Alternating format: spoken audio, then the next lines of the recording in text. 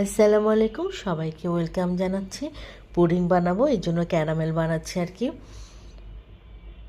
Caramel pudding, তার সাথে হচ্ছে কাজু বাদাম দিব। খুব মজা হয় এই পুডিংটা খেতে।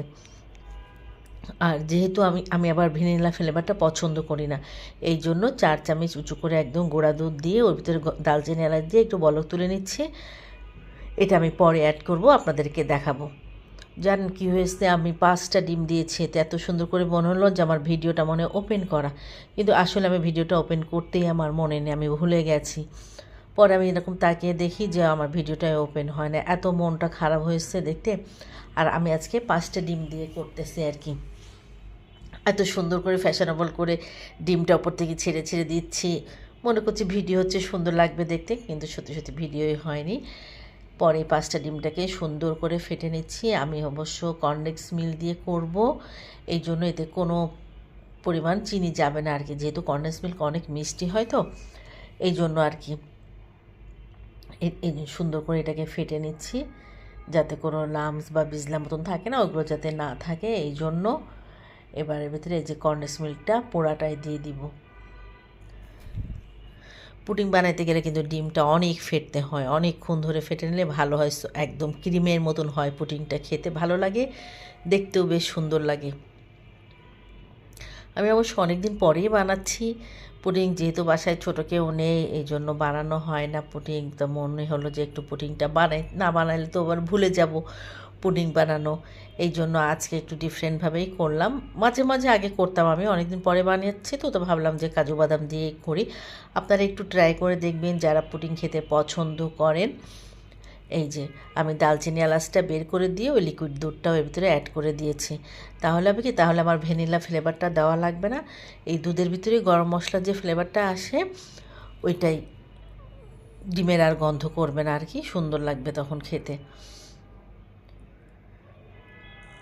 আর কাজু বাদামটা আমি সুন্দর করে নিফিস করে ব্লেন্ডারে করে নিয়েছিলাম, 6 চামচের মতন কাজু বাদাম এখানে আছে।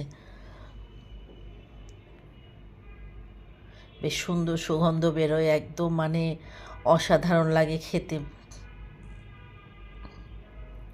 আজকে সকালে অবশ্য আমি এটা বানিয়েছি, পরে সবাই খেলো, বাচ্চারা সব আসছিলো, ওরা সব খেয়েছে, খুব মজা হয়েছে আর কি। মারিয়া মিনহা আরাফেরা আসছিলো, ওরা সব খেয়ে খুব প্রশংসা করেছে।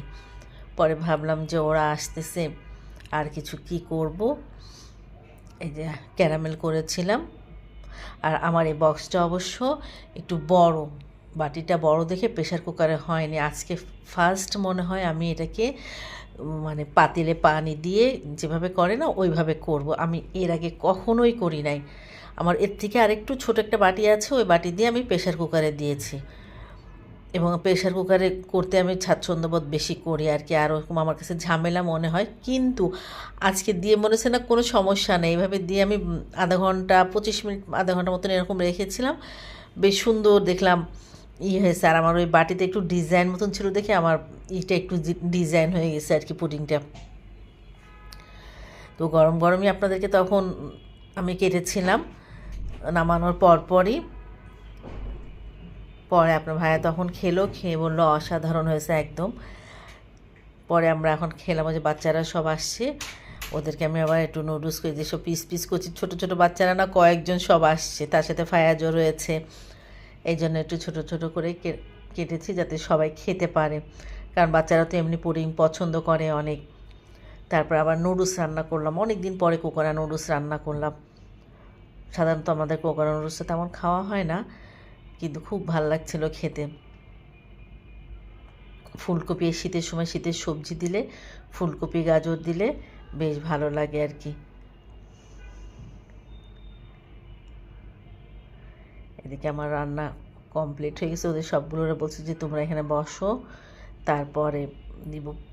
পরে আমি আবার 2টা ডিম দিয়েছি, তখন 2টো ডিম দিয়েছিলাম, মনে হলো জন্য কম হয়েছে, পরে আমি এতে আবার 2টা ডিম, পেঁয়াজ দিয়ে একটু কাঁচামরিচ দিয়ে 2টা ডিম আবার ওই নুডলসের মধ্যে অ্যাড করলাম, যে বানাচ্ছি যখন একটু মজা করে বানাই। এই যে আমার নাস্তা সব রেডি, ওদেরকে বলছি সব এসে বসো।